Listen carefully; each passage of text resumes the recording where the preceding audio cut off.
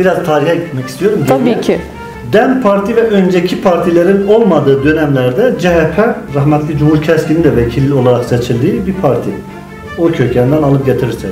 Rahmetli andığımız Abdurrahman Keskin'in ilk kazandığı belediye başkanlığı gene CHP'deydi. CHP olarak eski günlerinize geri gitme noktasında çalışmalarınız nasıl olacak? Kadir Tekin sormuş, özellikle biz gençler neden CHP'ye oy verelim? Bizim gençliğimiz seçimden seçime oy istemeye gittiğimiz aktörler değil. CHP'yi Hakkari'de nereye konumlandırıyorsunuz? Biz burada çok fazla etki yaratamadık. İktidarın kale söylemini de çürüten bir partiyiz. Şu an Türkiye'de kale yok. Kale milletin kalesi. STK'ların artı ve eksilerini nasıl buluyorsunuz? İl bazında soruyorum. Koltukların hakkını veriyorlar mı diye Cümle bir bu. soru sorun. Galiba cümle bu. Hamza Bey çok Dinamikleri var. yerinde bir sitem ama bizim sitemimiz de çok kıymetli. Şimdi lütfen bizim hakkımızı da yemeyin. Sizin Yani hakkınızı yemeyiz. siyaset Esnaf Naci Şahinoğlu sormuş Sayın Başkan. Son dönemde gündeme gelen belediye başkanlarının yolsuzluk iddialarının gerçeklik payı nedir? Evet başkanım.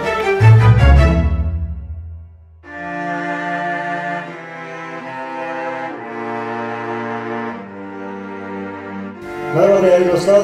Kenti değerlendirdiğimiz Kent Gündemi'nin 5. programıyla tekrar karşınızdayız. Ve ikinci kadın konuğumuz CHP Hakkari İl Başkanı Sayın Suzan Çakırbeyli.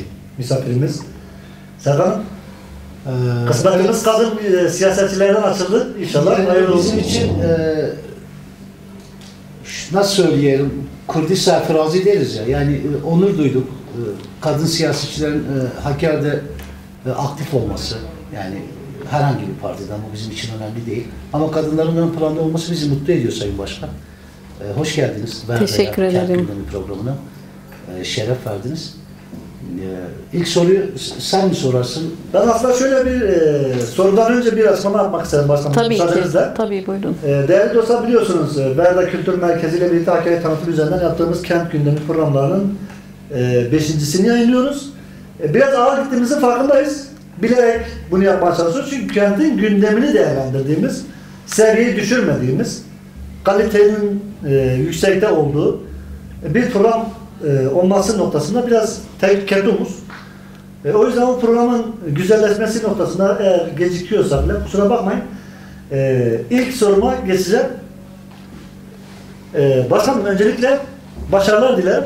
Teşekkür ederim. CHP kadın kollarından geldiğinizi biliyorum. CHP'li bir geçmişle birlikte bugün CHP il başkanısınız. Zorlu bir coğrafya diyeceğim çünkü erkek egemen bir bölgedeyiz ama siz bir kadın olarak bir Türkiye'nin en köklü partisini yönetiyorsunuz. Durum nedir? Yöneticilik nasıl gidiyor CHP'de? Öyle başlayayım. Hamza Bey, sizin de ifade ettiğiniz gibi cümlenizin başında evet, erkek egemen bir toplumda yaşıyoruz. Ataerkil bir toplum. Bu bizler için zorluğu oluyor mu? Tabii ki oluyor ama zorluğunun yanı sıra kolaylıkları da oluyor. Kadın olmanızın avantajlarını sahada kullanabiliyorsunuz. Çünkü bizim halkımız gerçekten, ben bunu daha önceki yayınlarda da birçok kez ifade ettim. Bizim toplumumuz kadına hürmet etmesini, saygı duymasını, yer vermesini çok iyi bilen bir toplumdur. Zaten geçmişte de yapılan husumetlerde kadının önde yer alması, o husumeti sonlandırması bunun en güzel örneği değil midir? Dolayısıyla biz memnunuz, keyifli geçiyor benim açımdan. Arkadaşlarım da sağ olsunlar, yol arkadaşlarım da bu konuda bana destekler. Sahada sağ olsun herkes bize son derece iyi yaklaşıyor. Başarılar dileriz. Teşekkür ederim. Şimdi CHP il başkanlığı süreç olarak galiba bir yılı aştık. Evet, bir yılı aştık. Bu bir yılda diğer siyasi partilerle de diyalogdasınız. Birçok noktada ortaklaştığınız açıklamalarınız oldu. Birçok noktada mücadele alanı diyeceğimiz siyasi arenada. Burada durum nasıl gidiyor? Yani sokak sizi nasıl kabul etti mi? CHP sizinle bir dönüşüme kararlı galiba. Ve gördüğüm kadarıyla da bunu da başarıyorsunuz. Çünkü bir renk getirmeye çalışıyorsunuz. Hakkari sokakları, çünkü il bazında soracağım bunu. Hakkari'nin genel il bazında. Hakkari sokaklarını nasıl gördünüz? Size bakışları nasıl? Hamza Bey, biz Hakkari'de olduğumuz için dolayısıyla bu şehre yabancı değiliz. Şehrin sorunlarını da biliyoruz. Demografik yapısını da biliyoruz. Biz göreve geldiğim zaman ben hangi siyasi parti olursa hiç fark etmez. Herkesle ortaklaşabilmeyi de becerebilen bir siyasetçiyim. Zaten bunun en güzel örneğini kayyum atamalarında farklı partiden dahi olsa ortaklaşarak buna bir ses getirebildiğimizi düşünüyorum. Biraz önce de ifade ettiğim gibi siyasi görüşü ne olursa olsun biz aslında mağdurdan yana da tavır sergileyen bir siyasi partiyiz. Sahaya da hakimiz. Sahanın temel sorunlarını biliyoruz. Esnafımızı dinliyoruz. Köyleri geziyoruz. Kadınlara yönelebiliyoruz. Gençlerde bir etki yarattığımızı düşünüyoruz. Çünkü gençliğin temel sorunlarını da biliyoruz. Dolayısıyla hem Hakkari'li olmamız, hem sahaya hakim olmamız ve çözümlerini de bilmemiz bizim için tabii sahada bir avantaja dönüşüyor. Serkan?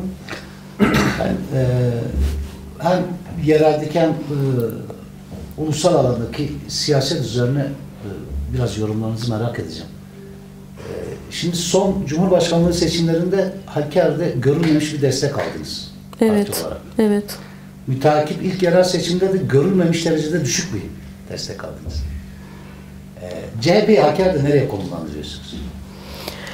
Şimdi şöyle söyleyeyim, ben aslında sorunuza genelden yerele bir cevap vermek istiyorum. Cumhuriyet Halk Partisi yerel seçimlerde Türkiye'de büyük bir başarı elde etmiştir. Türkiye haritasını kırmızıya boyamıştır. Tabii ki gönül isterdi ki Hakkari'de bu illerden biri olsun. O dönem Hakkari'deki siyasi seyir çok farklı şekillendiği için tabii biz burada çok fazla etki yaratamadık. Ama tabii bu böyle gideceği anlamına gelmiyor. Şu an Cumhuriyet Halk Partisi il örgütü kararlı, hedefini belirleyen ve bu hedef doğrultusunda ilerleyen bir siyasi parti. Dolayısıyla hedefinizi belirleyip ona göre çalıştığınız zaman başarı zaten kaçınılmaz oluyor. Biz yalnızca bir tabela partisi olmanın ötesine geçtik Hakkari'de. Cumhuriyet Halk Partisi sahada, seçimde iddialı. İlk seçimde başarımızı inşallah ekip ruhuyla göstereceğiz. İyi bir performans sergileyeceğimizi düşünüyorum. Biz de başarılar dileriz. Teşekkür ederim. Sağ olun. Sayın Başkan. Başkanım, bu başarılı olma kriteri sizin için nedir? Yani yüzde kaç sizi başarılı kılacak? Şimdi ben başarıyı yüzdelemekten çok matematiksel rakama girmeyeceğim. Ben seçmende samimiyeti çok önemseyen biriyim. Ben aynı zamanda bir siyasetçi olarak değil, bir seçmen olarak sahayı değerlendiriyorum. Empati yeteneğim de var. Ben olsam ne düşünürdüm?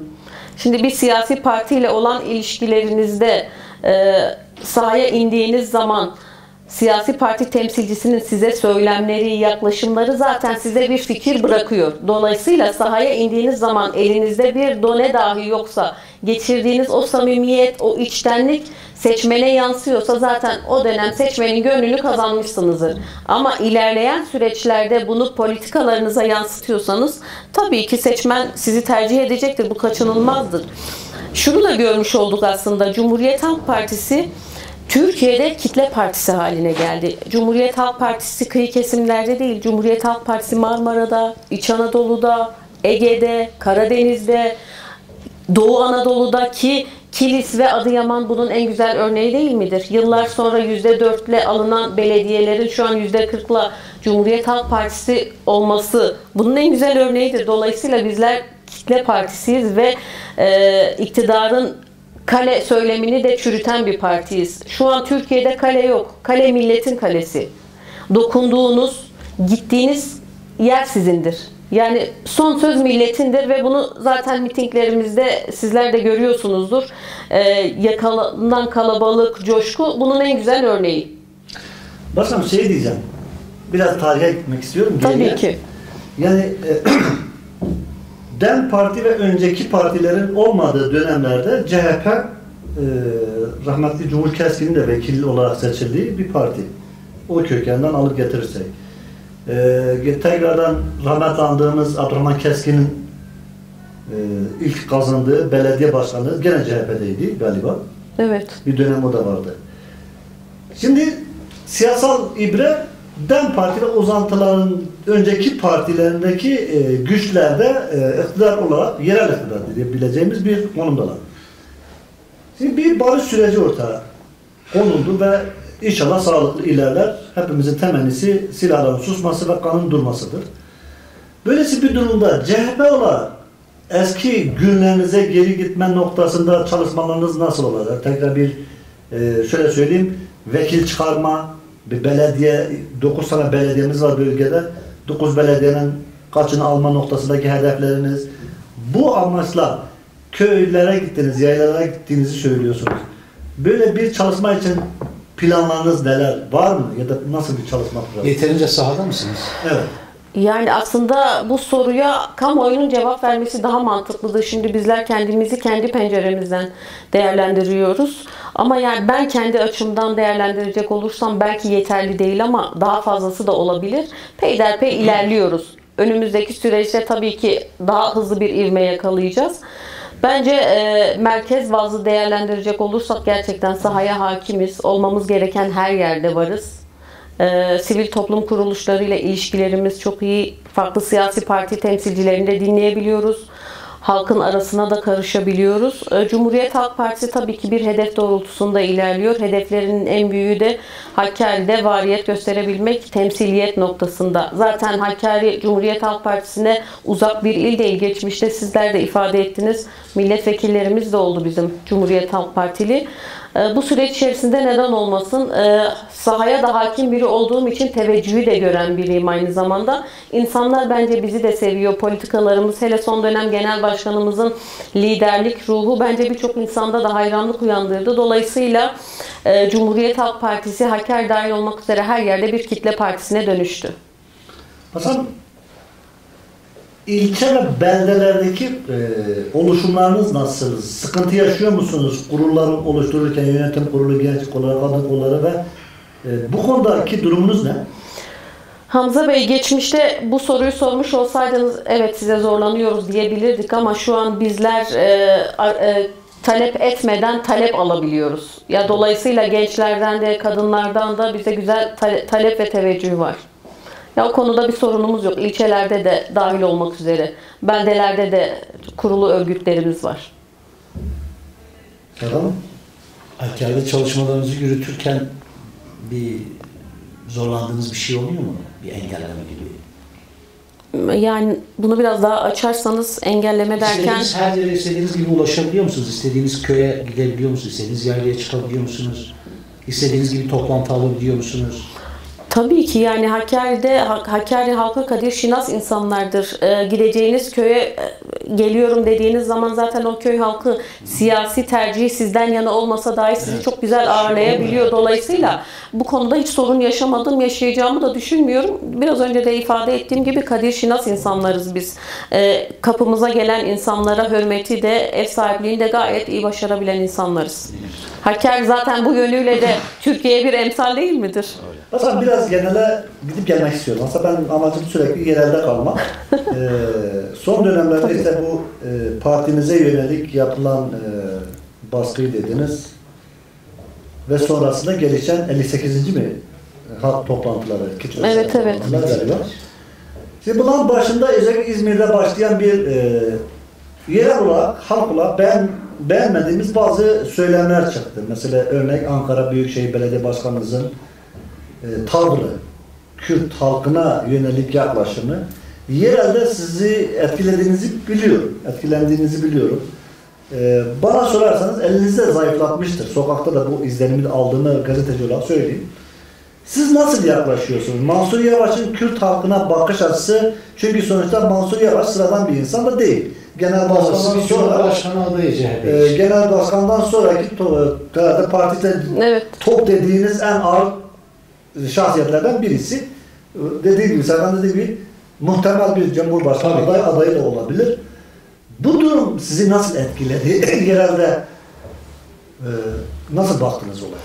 Şimdi Hamza Bey, partilerde iç dinamikler vardır. Her iç dinamiğin de aynı fikri de olmayabilir. Bazı konularda ters de düşünebilir. Cumhuriyet Halk Partisi demokrasinin en fazla işlediği partidir. Bu da sizin anlattığınız en güzel örneklerinden biridir.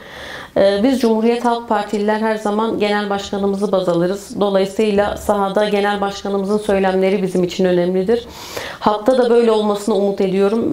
Genel başkanımız Sayın Özgür Özel çıktığı her mitingde çok gayet uzlaşmacı, gayet birleştirici tutum sergilemiştir. Bunu söylemlerine de yansıtmıştır. Mansur Bey'in o dönem yaptığı açıklamanın hemen akabinde genel başkanımız özür dilemiştir. Dolayısıyla evet bizi olumsuz etkiledi ama biz Mansur Bey'den ziyade genel başkanımızın söylemlerini baz alıyoruz. O kişinin kendisini bağlar niteliktedir. Benim de açıkçası çok hoşnut olduğum bir durum değildir. Bu konuda uyarıldığını da biliyorum yani. O zaman bir de şöyle sorayım. Bu son dönemlerde sizin özellikle bir yıla aşkın bir il başkanlığı döneminde genel merkezden yerel ziyaretler ve geliş gidişler noktasında yeteri kadar destek alıyor musunuz? Yani temsilcilerin, milletvekillerin bölgeyi tanımaları açısından, size biraz güç katmaları açısından gördüğüm kadarıyla basına yansıttığı kadarıyla var da sanki istenildiği o yerde değil. Çünkü daha önce istifa eden yönetiminizin böyle bir eleştirisi vardı genel merkeze. Evet. Yeterince desteklenmediği, gelgitlerin olmadığı, işte il örgütünün kolaçan edilmediği yönünde bir eleştirisi olmuştu önceki yönetimin ve istifa etmişlerdi. Bu eleştirileri önceki yönetimin ne kadar yerinde ne kadar değil artık o kamuoyunun takdirine kalmış bir şey ama siz nasıl bakıyorsunuz? Genel merkezden bu desteği alıyor musunuz? Şöyle söyleyeyim, Cumhuriyet Halk Partisi bir yıldır zaten zorlu bir süreç içerisinde. Ben bir yılı aşkın süreçtir il başkanlığı görevini yürütüyorum. Bir yıl içerisinde gerçekten gelen vekillerimiz de oldu, parti meclisinden arkadaşlarımız da geldiler. Bu biraz da örgütün potansiyeline bağlı bir durum. Siz örgütsel olarak çalışıyorsanız ve talepkarsanız, birilerinin sahaya gelmesi ve o sahada hiçbir kaygınız yoksa, şayet gelen misafirlerle gezebilecekseniz tabii ki talep ediyorsunuz. Yeteri sayıda gelindi mi, gelinmedi, şuna bağlıyorum. Cumhuriyet Halk Partisi zorlu bir süreçten geçti. Buna en yakın şahitlerden biri de benim. Sayısız kez Ankara'da toplantılarımız oldu. Biz her tutuklamalardan sonra kendi aramızda il başkanları, genel başkanımızın öncülüğünde istişareler, toplantılar gerçekleştirdik. Dolayısıyla hal böyleyken Hakkari'ye gelen bir ekip sahada ne kadar sağlıklı olabilirdik? Anlatabildim mi? Şu an iç kuşatmalarla uğraşıyoruz. Yani partimizin içine yönelik kuşatmalar var. Bununla mücadele ediyoruz. Sahaya evet, dışarıya da yönelik çalışmalarımız olabilir. Ekiplerimiz gelecek zaten. Biz son toplantımızda bunu konuştuk. Buna yönelik sözler de aldık. Mesela Sezgin Bey'in gelmesini bekliyoruz. Mahmut Tanal gibi bölgesel bir iç dinamiğimiz var. O da Hakkari'ye gelmek istiyor. Güzel de etki yaratacağını düşünüyoruz. Bu biraz süreçle alakalı. Maalesef süreç bizim istediğimiz gibi ilerleyemedi. Ama bizler dışarıdan gelen bir ekibi aratmayacak şekilde de çarşıda, sahada çalışıyoruz. Yani o konuda hiç mütevazı olamayacağım. Başarılar dilerim. Gerçekten, teşekkür ederim. Özellikle Serkan'la bizim zaman zaman değerlendirdiğimiz, sizin de payınızı aldığınız hem eleştirilerimiz hem övgülerimiz olmuştur. Size en çok beğendiğim nokta şu: zamanında hızlı refleks gösterebilen bir il başkanı oldunuz. Bu benim notumu alıyor şahsen. Teşekkür ederim. Bu konuda sizin bir ekibiniz mi var, kendiniz mi yönetiyorsunuz? Anlık mesela bakıyorum, gündemi anlık hemen basın açıklamaları düşebiliyor. Ekipsel olarak bir... Şöyle söyleyeyim, Hamza Bey kesinlikle hiçbir yerden hiçbir destek almadan sosyal medya paylaşımlarımı bile bizzat kendim yapıyorum. Dolayısıyla ben tabii ki ekip ruhuna önem veren biriyim ama basına yönelik, açıklamalarıma yönelik ve sosyal mecraya yönelik tamamen kendimle alakalı, bunu kendim yapıyorum destek almadan. Başarılar dileriz. Teşekkür ederim, sağ olun. Demin dediniz ki STK'larla da diyaloglarımız var. Evet. Şimdi sizin partiniz zaten Cumhuriyet'in en eski partisi. Ve bütün kurumlar sizin elinizde oluştu hemen hemen parti olarak. Yereldeki STK'ların artı ve eksilerini nasıl buluyorsunuz? İl bazında soruyorum. Çünkü zaman zaman sohbet ettiğimizde bu eleştiriler oluyor. İnsanların kendi mecralarında kendi misyonlarını oynayamaması. Nasıl karşılıyorsunuz? Ya da yapıyorlar mı? Öyle sorayım. Koltukların hakkını veriyorlar mı diye Cümle bir soru soralım. Galiba cümle bu. Ya şimdi bir siyasi parti temsilcisi olarak, bir koltukta oturan biri olarak, yani bunu değerlendirmek aslında çok bana düşmez. Bunu halkımız takdir eder buna. Ama şöyle bir eleştiri yapıyorum yaklaşık bir yıldır. Ben bütün sivil toplum kuruluşlarıyla ilimizin sorunlarına dair aslında paydaş olabileceğimiz geniş katılımlı bir toplantılar olsun isterim ve bunun talebini de geçmişte yapan biriyim. Ama maalesef birçok ziyaret gerçekleştirdim. Keşke bütün partilere, yalnız Cumhuriyet Halk Partisi tırnak açıyorum değil, bütün partilere ziyaretler gerçekleştirilebilse, ortak paydada buluşabilsek, bizim de fikirlerimiz ortaya atılsa, onlar fikirlerini beyan etseler, Hakkari'nin menfaati için güzel kararlar çıkarabilsek ve bunu hayata geçirebilsek, bu benim en çok arzu ettiğim şeydir. Ama maalesef şu an öyle bir reaksiyon alamıyoruz. Mesela ben gelen, biraz önce değindiğiniz gibi vekillerimiz, parti meclis üyelerimiz, mümkün mertebe sivil toplum kuruluşlarımızla bir araya getirmeye çalışıyorum. Evet, ben anlatıyorum, saha anlatıyor. Sahanın nabzını iyi bilen sivil toplum kuruluşları da bunu anlatsın istiyorum ama onlardan bize karşı hala böyle hani geri dönüş alamadım. Sayın Başkan, şöyle bir şey sormak istiyorum. Olur da şimdi sözünü ettiğimiz toplantılar gerçekleşirse, yani sizin partiniz, belki başka siyasi partiler birlikte ve STK'larımız bir toplanalım derlerse, sizce sizin gözünüzle, yani CHP İl Başkanı'nın gözüyle Hakkari'de masaya yatırılması gereken sorunların önceliğine hangisini öncelersiniz? Gençler. Hakkari'de benim en hassas olduğum nokta gençlerdir. Ben Hakkari'de, kafelerde gençliğimizi vakit öldürürken gördüğümde gerçekten çok üzülüyorum. Çünkü bizim gençliğimiz bu değil. Potansiyeli olan bir gençliğe sahibiz. Bizim gençliğimiz seçimden seçime oy istemeye gittiğimiz aktörler değil. Bizim gençliğimiz aslında Hakkari'de siyaseten güzel bir rol alacak, siyasi misyon edinecek gençlik.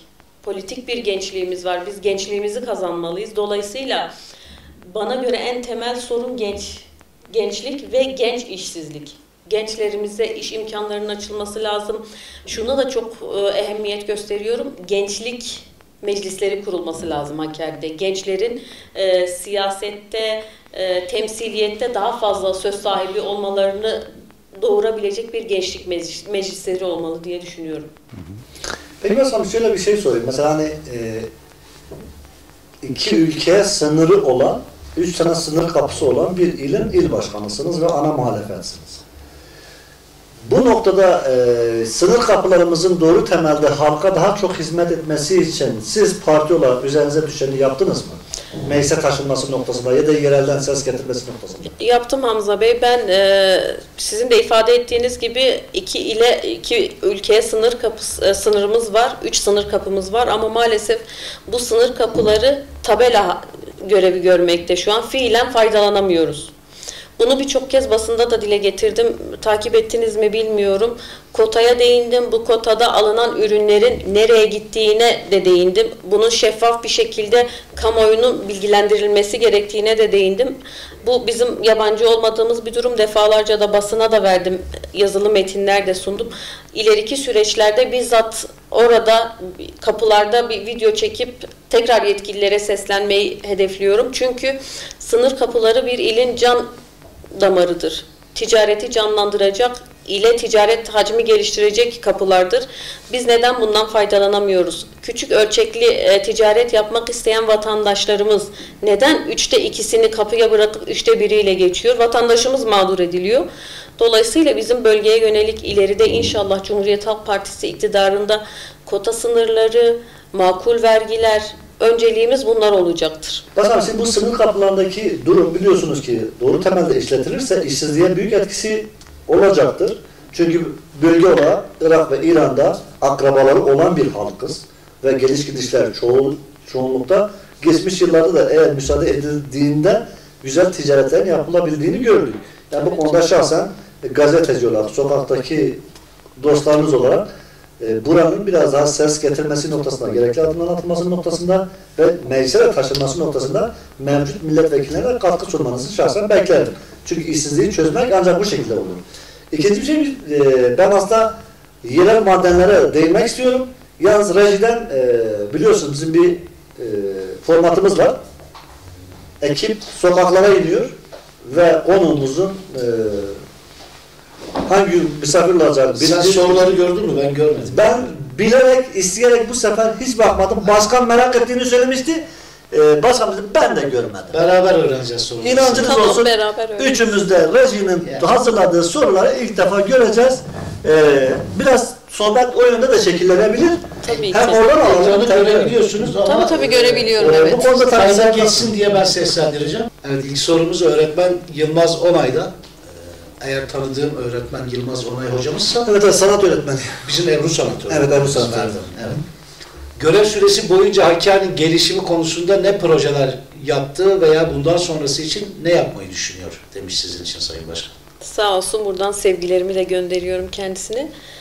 Cumhuriyet Halk Partisi, siz de takdir ederseniz iktidar partisi değil, muhalefet partisidir ama ana muhalefet partisidir. Birçok projemiz oldu bizim. Mesela Hakkari'de tespit ettiğim bizim taziye evi eksiğimizin olduğu. Gerçekten taziye evleri konusunda eksiğiz. Bunu ben projelendirdim. Halı saha, köylerde halı saha talebi geldi bize. Bunu da projelendirdik. Ama maalesef partimiz son bir yıldır basın açıklamalarımız, Ankara'ya gidişlerimiz, mitinglerimiz dolayısıyla istediğimiz potansiyeli göstermedik ama Hakkari'ye yönelik ileride çok güzel projelerimiz var. Bunun temelinde fabrikalar var. Biz geçici istihdamı benimseyen bir parti değiliz. Kalıcı istihdam yaratacağımız, biraz önce genç işsizliğe değinmiştim. Kalıcı istihdam yaratacağımız fabrikalar, ham maddeyi çıkarıp hemen ham maddenin yanı başında fabrikalar kurup çıkardığımız ürünleri markalaştırabilmek. Bu en büyük hedefim, emelim. Ne üretelim Sayın Başkan? Mesela fabrika kuracağız. Şöyle söyleyeyim Su mu? Serkan Bey. Şimdi bizim Paket köylerimize koçerler hayvanlarını otlatmaya geliyorlar ve bu deriler yünler kırklandığında yakılıyor, imha ediliyor. Bu neden bir Eskiden fabrikada... kıymetliydi o işte. Evet. Değerlendirildi. Tabii ki bu neden bir fabrikada ipliğe dönüşüp hemen o iplik fabrikasının yanı başında tekstil atölyesine dönüşmesi. Üstelik artık gözden çıkarılmış bir madde. Tarıma- Eskiden ticarette Ben yapılır. şöyle bir Tarıma ekleme son- yapayım tabii. buna. Başkanım, bunu geçen üniversiteden bir iki tane öğretim görevlisi arkadaşla tartıştık biraz. Bölgede büyük bir kirliliğe de yol açan bir konuya değindiniz. Aslında o şöyle.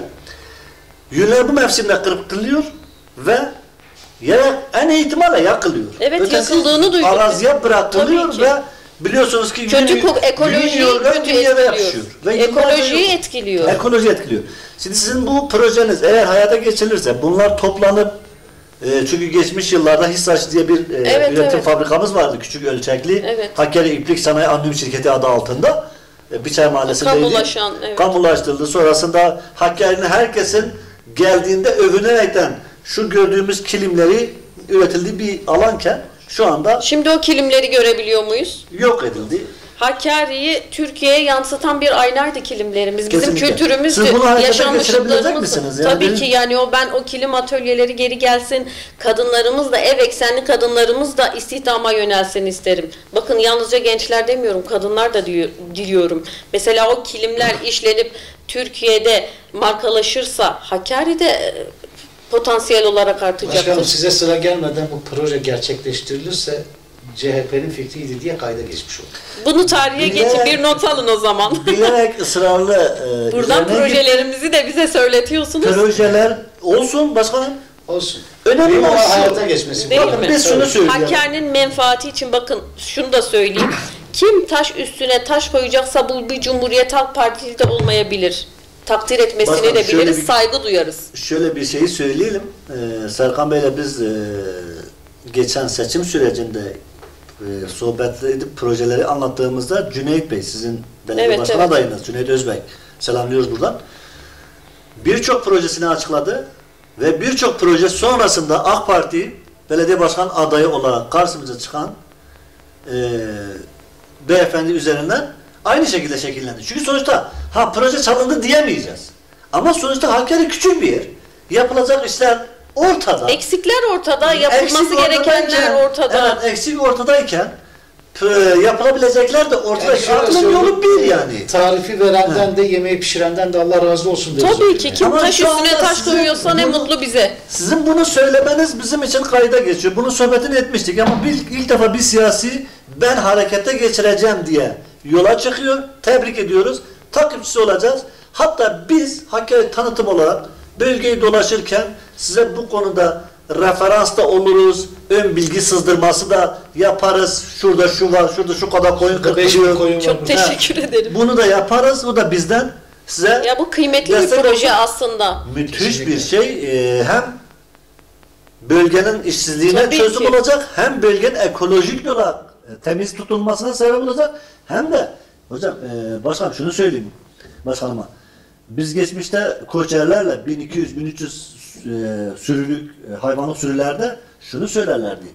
Biz sadece bu yün kırkılan yünler üzerinden çobanların giderleri ve geliş gidişlerimizin giderlerini bu iki kalem, en büyük kalemlerimizde Ya. sadece yünle karşılıyorduk. Ama şu anda yakıyoruz diyor. Ve o yünlerin ne Yakmak kadar ayrı bir değerli maliyet. olduğunu. Tabii ki ekolojiye zarar veriyor. Litresi 55 liradan çevre mazot kirliliği, alıyorsun. Mazot alıyorsun. Bu Gidip da bir oraya külfet. yakıyorsun. Hem mazot zarar, hem yün zarar, hem çıkan duman zarar. Yani her şey zarar ama sizin projenizde her şey kâra dönüşebilir. Güzel Ya bir bunun proje. gibi birçok projemiz var. Ben buradan çok fazla anlatmayayım Yok, istiyorsanız. bunlar kayıt altında vallahi. Siz tarif vermiş oluyorsunuz. Belki siz Belki yazan ikinci programa, üçüncü programa belki. Evet başkanım, ikinci sorumuza geçelim. Buyur. Şimdi voleybolcu bir kardeşimiz Arjin Timur sormuş. Sayın Başkan, ben kadın voleybolcuyum. Hakkari Sportif Faaliyetler Kulübü'nde oynamaktayım. Sizleri ne destek noktasında ne de bir seyirci olarak spor alanlarında göremiyoruz.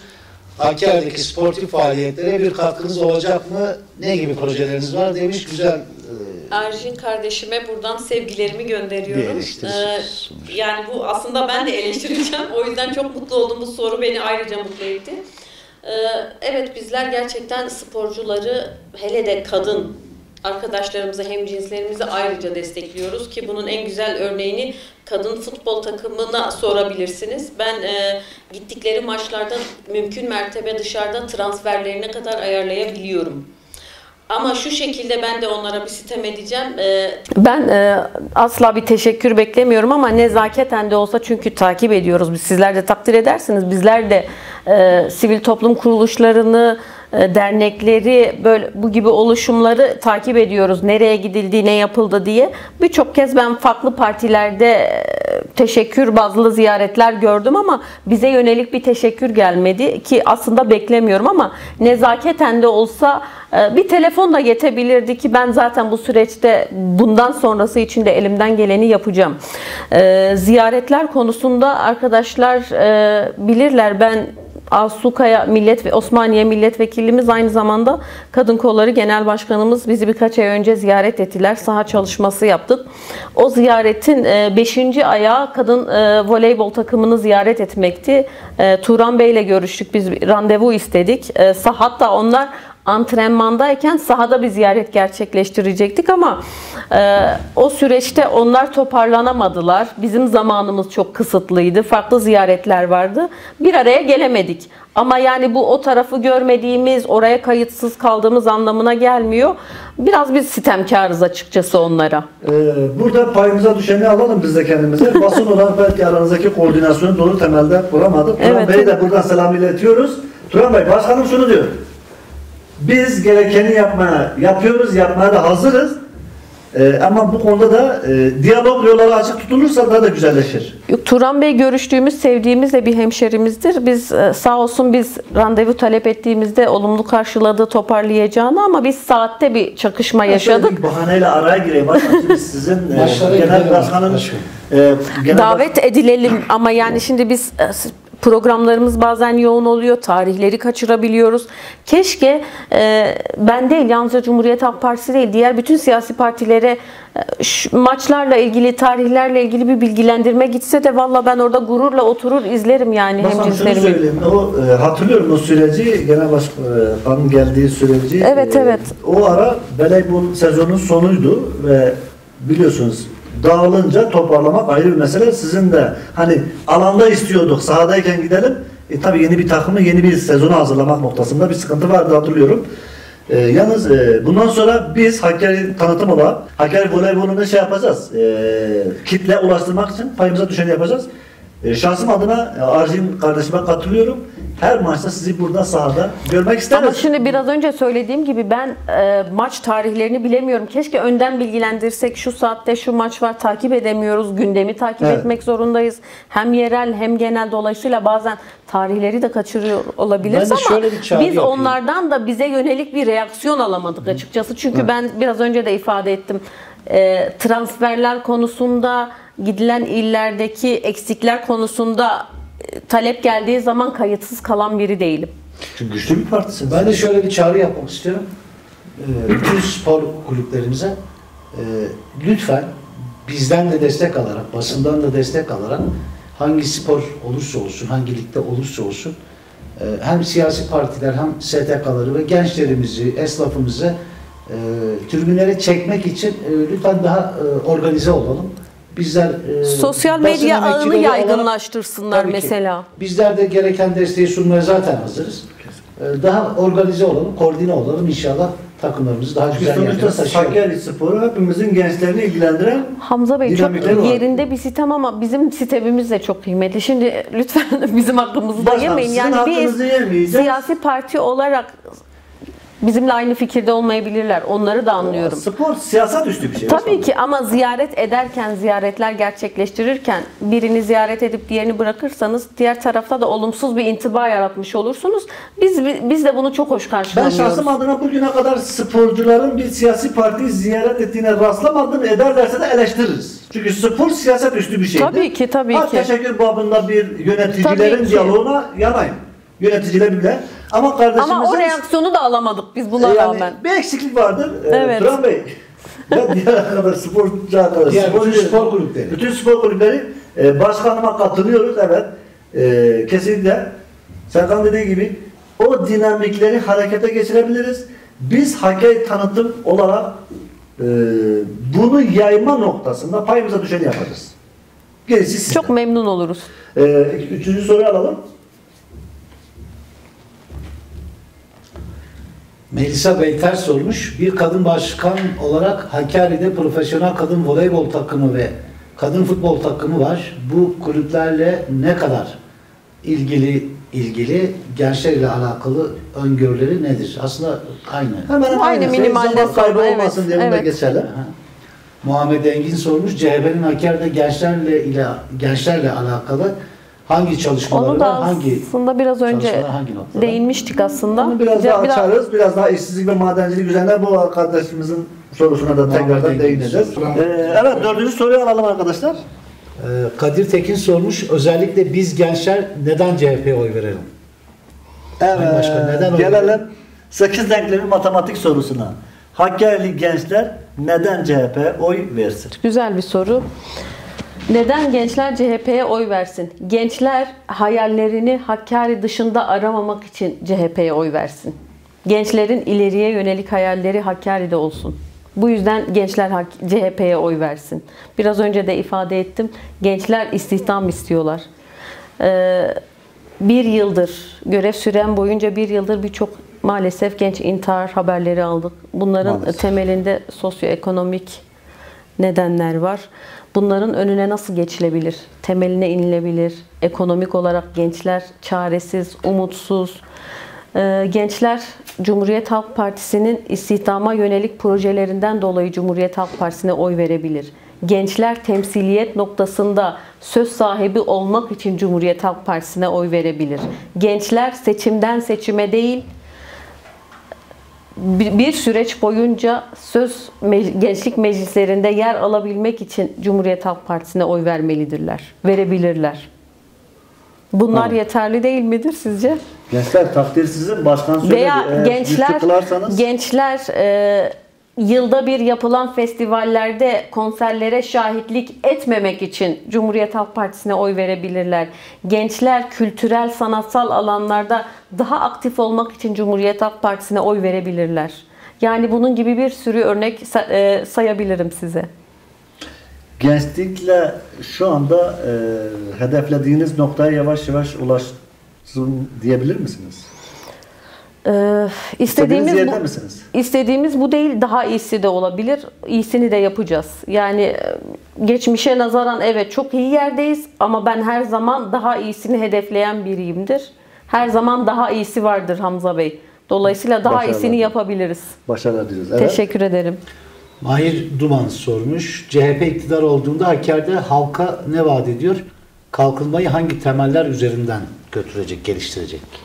Şimdi CHP biraz önce değindim. Maden yataklarımız var bizim. Çok zengin maden yataklarına sahip bir iliz ama aynı zamanda bu maden yataklarından faydalanamayan bir iliz. Siyasi emeller uğruna madenlerimizin Siirt'te işlendiği dönemi de bilen bir iliz.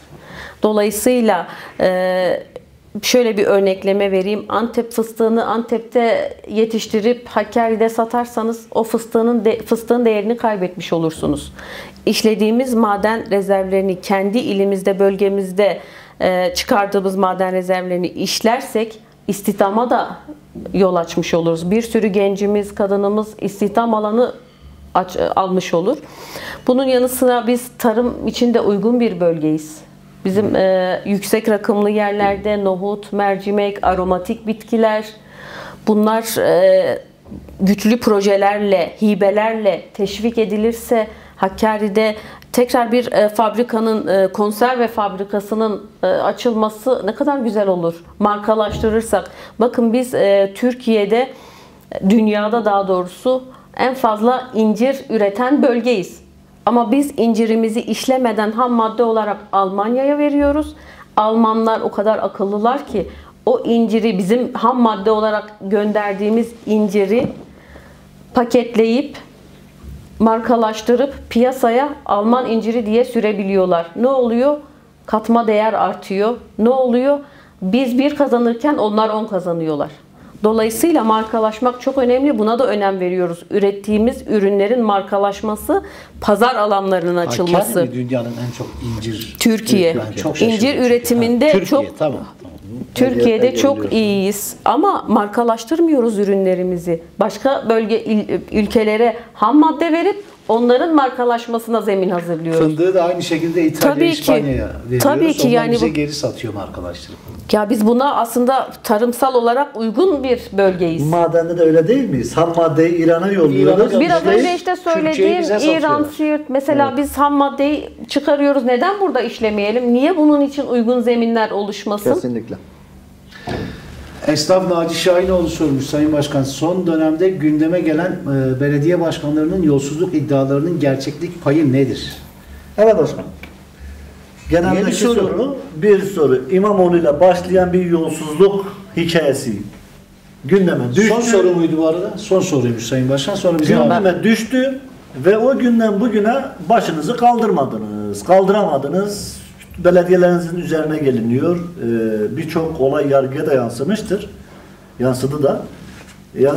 Bu olaylara nasıl bir açıklama getireceksiniz? Gerçeklik payı var mı? Tabii Olay ki. nedir? Bizi biraz aydınlatır mısınız? Hamza Bey, Cumhuriyet Halk Partili belediyeler zaten Türkiye kendini ispatlamış, sosyal belediyeciliği en iyi icra eden belediyelerdir. Tabii ki bunların gerçeklik payı yoktur. Birçok duruşmalarda, birçok davalarda hala iddianameler boştur. Bu en güzel kanıtıdır bunun. Cumhuriyet Halk Partisi belediyelerinin temelinde halka hizmet vardır. Biz AK Parti'nin söylemiyle dillendiriyorum.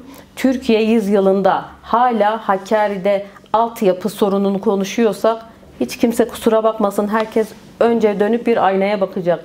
Cumhuriyet Halk Partisi belediyeleri, kıyı bölgelerde bir belediyeden örnek veriyorum. Engelli birey için denize gidebilmesi için raylı sistem oluşturabiliyorsa herkes oturup şapkasını önüne koyacak, değerlendirecek. Zaten halk kimin hizmet edip kimin hizmet etmediğini çok iyi biliyor. Cumhuriyet Halk Partisi belediyelerinde aşevleri var Hamza Bey. Kent lokantaları var öğrencilere yönelik. Yurtlar, burslar ve fakirhanelere destekler. Ankara Büyükşehir Belediyesi bunun en güzel örneği değil midir? Dolayısıyla güneş balçıkla sıvanmaz. Bizler gerçekten halka hitap ettik. Halkın sorunlarını, taleplerini dinledik ve o ölçüde hizmet ettik. İleriki süreçlerde inşallah zaten gerçekler ayyuka çıkacaktır. Hiç kimse gerçekleri gizleyemez. Yani saklı kalma gibi bir durumu yoktur. Başkanlarımız alnı ak, başı diktirler. Bu konuda başkanlarımıza da sonsuz güveniyoruz. Anladım hocam. Serkan'ım, yavaş yavaş programın sonuna yaklaşıyoruz. Şöyle bir eleştiri de yapayım, cümlemi tamamlamayayım aslında. Mesela Hakkari'de ben bir kent konseyi kurulsun isterim. Haksız mıyım Hamza Bey? Kent konseyleri halkla belediyeler, yerel yönetimler arasında bir köprüdür. O halk kent konseylerinde kadınlar, gençler yer alsınlar. İlin sorunları konuşulsun. Bakın Hakkari deprem bölgesi, 1. dereceden evet, deprem bölgesi. Buna yönelik hala bir arşın yol kat etmiş değiliz. TİMOP dinleniyor mu acaba? TİMOP'tan gelen veriler nedir? Bu il koordinasyon toplantılarında neden farklı kesimlerde yoklar? Yani biz bu ilin dinamikleri değil miyiz? Karar mekanizmalarında yalnızca görünen insanlar mı olmalı? Biraz önce de ifade ettim. Depreme yönelik bizim hala bir arşın yol kat etmişliğimiz yok. Dolayısıyla kent konseyleri bizim il olarak eksiğimiz. Biz CHP'li belediyeleri eleştirirken evet, kendimize de bir dönüp bakmalıyız. Bizim hala aşevlerimiz yok. Kent lokantalarımız yok ki fakirliğin, yoksulluğun aslında en fazla yaşandığı il Hakkari. Yani işsizlik oranı %24,5'un üzerinde. Tabii ki. Ve bunun aşılması gerekiyor. Tabii ki biz hala şöyle söyleyeyim, bize mahalle bazlı hala su kesintileriyle ilgili şikayetler geliyor. Mesela biz hala Türkiye yüzyılı söylemi var ya, biz hala asfaltı konuşuyoruz Hakkari'de. Bu bizim için bir ayıp, bir eksiklik. Evet. Dışarıdaki insanlar raylı sistemlerden denize geçmeyi konuşuyorken biz hala altyapı ve su problemleriyle, Hakkari'nin su kaynakları yok mu? Hakkari bir sürü su kaynağına sahip bir il ama maalesef basiretsizlikle yönetiliyoruz yıllardır. Süre gelen bir süreç bu. Hani ben şimdi için demiyorum, yıllardır Hakkari maalesef çözümsüzlük ili haline geldi. Siz gelirseniz nasıl çözeceksiniz? Kent konseyleriyle mi? Şimdi kent konseyleri çok önemli. Halkla yerel arasında bir köprü. Halkı dinleyen konsey getirdiği önerileri yerelde hayata geçirirse zaten kentin sorunları kalmayacaktır. Kent konseylerini ben çok önemsiyorum. Kadının, gençliğinin dahil olduğu konseyler her zaman ile menfaat sağlar.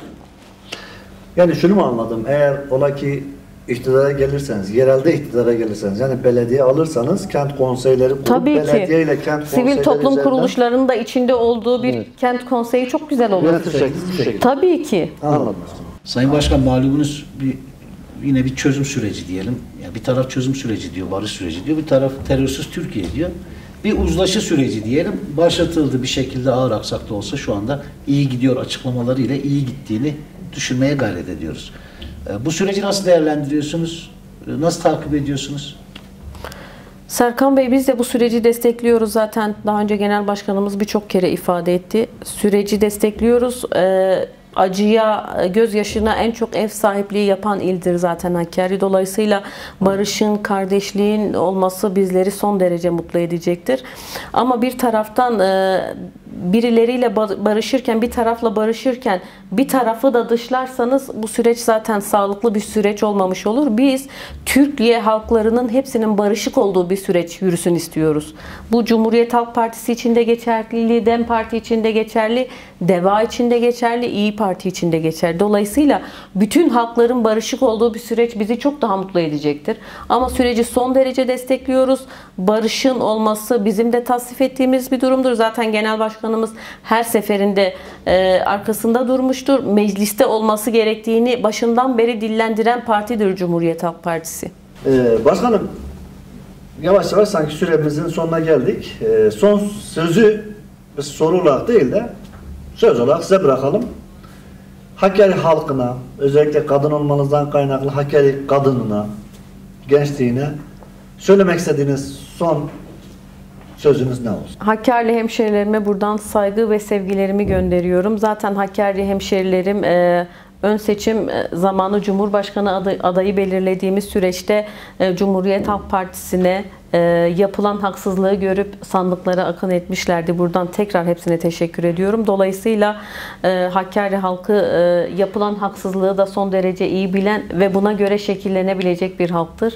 Herkese saygı ve sevgilerimi sunuyorum. Başkanım, katıldığınız için öncelikle kendi adıma, Hakkari Tanıtım ekibi adına sonsuz teşekkür ediyoruz. Zaman ayırdınız. Ben teşekkür ediyorum. Gündeminize rağmen bize zaman ayırdığınız için özellikle çok teşekkür ederim.